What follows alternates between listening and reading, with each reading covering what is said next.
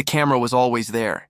It had been recording the road every night for months, logging timestamps, storing motion clips, doing exactly what it was designed to do. When Elias and Danielle Stratigouleas checked their footage from the early hours of February 1st, they found 12 vehicles moving through the back roads of the Catalina Foothills between midnight and 6 in the morning. One of those clips was recorded at 2:36 a.m., 8 minutes after Nancy Guthrie's Pacemaker transmitted its last known signal to her iPhone. A possible vehicle on a possible departure route, captured by a camera that had been sitting a 7-minute drive from the crime scene for 25 days without anyone from law enforcement ever knocking on the door. That is the detail that separates this development from the routine rhythm of tips and leads in a case that has generated somewhere between 40,000 and 50,000 contacts since February 1st. It is not just what the footage may or may not show. It is what the footage existing at all reveals about the geometry of an investigation that deployed more than 400 personnel, reviewed thousands of hours of surveillance material, and still drew a perimeter that stopped half a mile short of a back road that a neighbor herself described as one of the smarter exits out of the neighborhood if you knew the area and wanted to avoid being seen. Danielle Stratigouleas told Fox News Digital she found it odd. That word is doing a lot of work. Odd is what you say when you expect something to have happened, and it didn't. She had been watching the coverage for nearly a month. She knew investigators had been canvassing the neighborhood, asking residents for ring footage, building a picture of movement in and out of the area around the crime scene. She and her husband had footage that fell inside what anyone reading a map would consider the relevant geography, 7 minutes by car. A back road that bypasses major intersections and connects directly to the surrounding arterial network. And for 25 days, nothing. The explanation is structural rather than negligent, but the distinction matters less than the implication. The Pima County Sheriff's Department issued canvassing requests, targeting residents within a 2-mile radius of Nancy's home. The Stratigouleas' house sits at approximately 2.5 miles. Half a mile outside the defined perimeter meant the request never reached them through official channels. In a case where the suspect was already known to have removed the doorbell camera, worn gloves to suppress biological trace evidence, and covered the lens with vegetation before the footage could record his face, the question of how far he traveled before reaching a road that no one was watching is not a secondary consideration. Danielle Stratigouleas went further in her conversation with Fox News Digital. She described a road behind Camino Real called Camino Escuela. Her exact words were that there's never anybody on it and never a police car to be seen. She said it would be an even smarter exit than the one her own camera had been recording, if the person knew the area well enough to use it. That observation connects directly to what multiple investigators and analysts have said from the beginning of this case. The approach to Nancy's home, the pre-operational behavior captured in the doorbell footage, the removal of the camera itself, all of it points to someone with local geographic knowledge. Someone who understood which roads existed, which roads were monitored, and which roads led out of the Catalina Foothills without drawing attention at 2:30 in the morning. The Pacemaker timeline is worth slowing down on because it is the closest thing this investigation has to a confirmed timestamp for when Nancy was removed from the property. At 1:47 a.m., the Nest doorbell camera disconnected from its mount. At 2:12 a.m., motion was detected near the front of the home. At 2:28 a.m., the Pacemaker app on Nancy's phone showed the device had moved out of Bluetooth range, meaning the phone and the Pacemaker were no longer close enough to communicate. The phone stayed in the house. Nancy did not. The last confirmed digital trace of her presence places her in motion, being transported away from the property at 2:28 a.m. The Stratigouleas camera captured a vehicle on Camino Real at 2:36 a.m., 8 minutes later, down a back road that leads out of the neighborhood without passing a major intersection. Retired NYPD detective and national security analyst Pat Brosnan reviewed the 2:36 a.m. clip with his team at the request of Fox News Digital. Based on the vehicle's roofline, window geometry, rear quarter glass, and vertical brake light configuration, Brosnan identified it as consistent with a Kia Soul. That analysis is not a law enforcement finding. It has not been confirmed by the FBI or the Pima County Sheriff's Department. But the methodology Brosnan described is the same methodology investigators use when working with surveillance footage from parking lots, gas stations, and intersection cameras to narrow a vehicle identification before running plates through state and federal motor vehicle databases. If the vehicle visible at 2:36 a.m. is a Kia Soul, That is a specific model with a specific production run, a specific color profile, and a specific registration pool in the state of Arizona that can be cross-referenced against every other data stream the investigation has already generated. The FBI reviewed the footage and, according to a source cited by TMZ, concluded it was a dead end. That conclusion may be accurate. The alternative possibility is that the footage shows ordinary traffic on a road where ordinary traffic at 2:30 in the morning is, as Danielle Stratigouleas herself noted, not particularly unusual. The timing is significant. The vehicle's presence on a departure route is significant. But significance and confirmation are not the same thing. And this investigation has produced several moments where a significant development was followed by a quiet official statement that the lead had been exhausted. What the Ring camera story has exposed that has not been exhausted is the outer boundary problem. The official canvassing request defined a 2-mile radius. The Stratigouleas' house was at 2.5. There are other homes at 2.3 miles, at 2.4 miles, at 2.6 miles.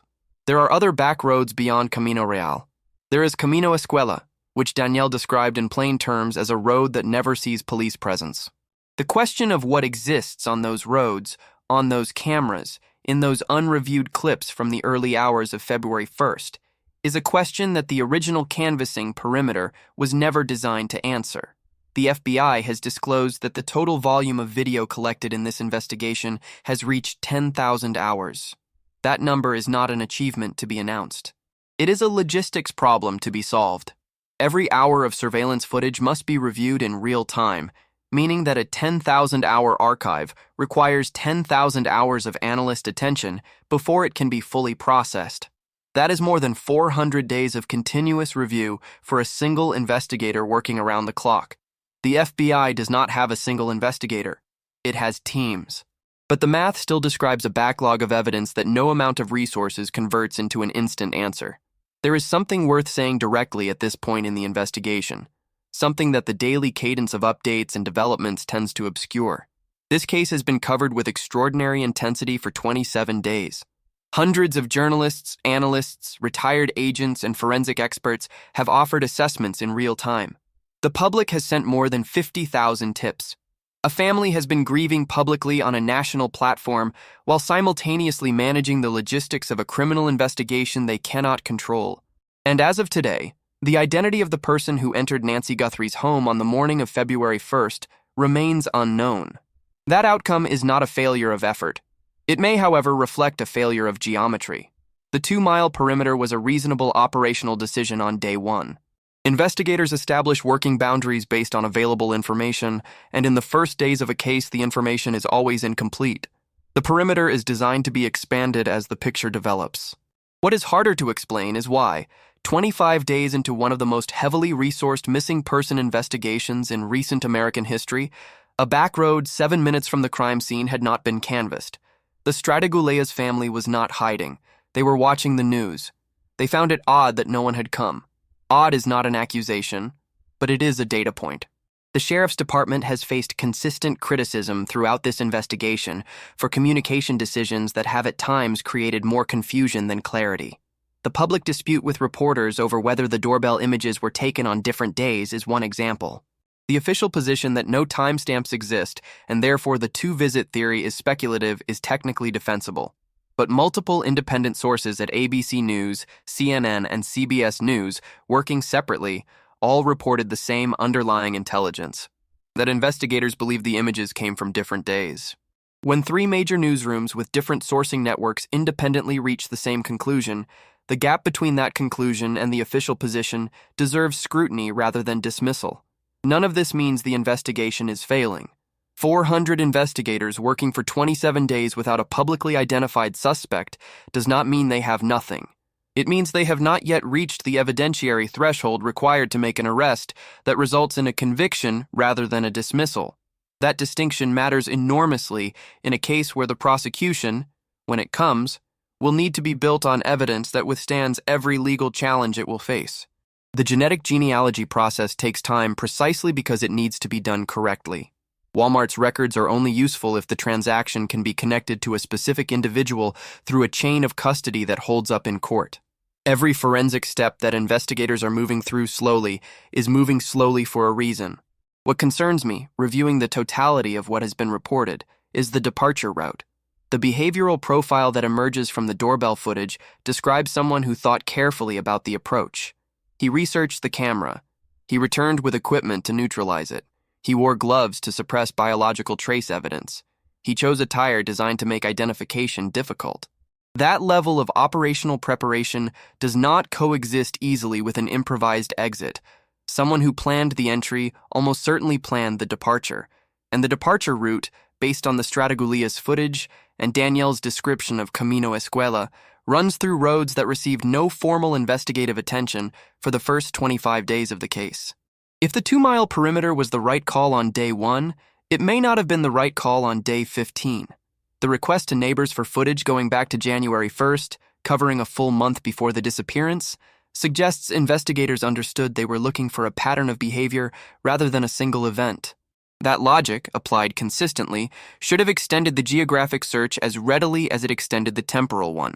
That it may not have is a process question that the investigation itself will eventually have to answer. What I am not willing to do is speculate about who took Nancy Guthrie or why. The evidence does not support a specific theory of motive. The ransom communications, one confirmed fraudulent and one still unresolved, introduce a financial dimension that has never been conclusively established. The behavioral profile of the suspect points towards someone without specialized criminal infrastructure, but that description covers a wide range of possibilities. The FBI's silence on motive after 27 days of investigation is not evasion. It is honesty about the limits of what they can say publicly without compromising what they can prove. Nancy Guthrie was 84 years old. She lived alone in the Catalina Foothills. She attended church on Sunday mornings via live stream with a group of friends. She had a pacemaker, daily medication, and limited mobility. Whoever took her knew or should have known all of that.